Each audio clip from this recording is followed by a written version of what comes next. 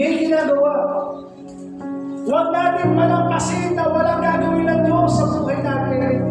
Huwag natin hayaan na matapos ang araw na ito na walang ginawa ang Diyos sa atin. Huwag natin hayaang makalampas. Huwag natin hayaang maalis tayo sa lugar na ito na bibit ang mga pagpapala, ang mga biyaya na inilalaan ng Diyos sa ating mga buhay. Huwag natin itong hayaan na makalampas.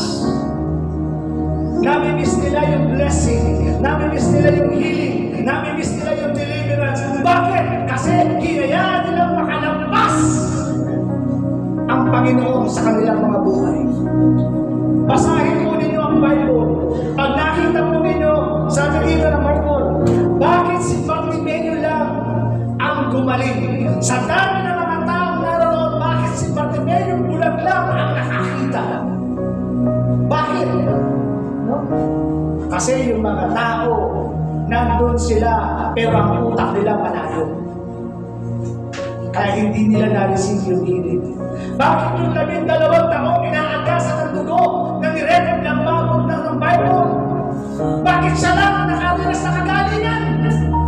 Ay sabi ng Bible, nagsisiksikan ng maraming mga tao. Ay sabi ng Bible, hindi halos makagalaw si Jesus, ang ating Panginoon. Pero nirecord ng Bible, bakit siya lang ang nakareceive ng healing? Bakit? Kasi yung ibang mga tao, hinayaan lang makalampas ang Panginoon sa kanilang mga buhay. Kaya kapag dumarating si Jesus, huwag natin hayaan makalampas lang. Lord, nandito ako. Touch me. Amen.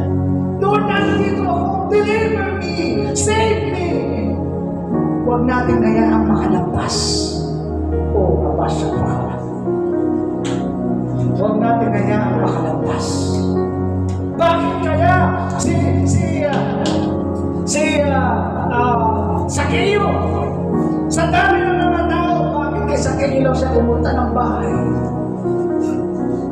Dahil meron siyang desire, si Sakeo, sa dami ng tao.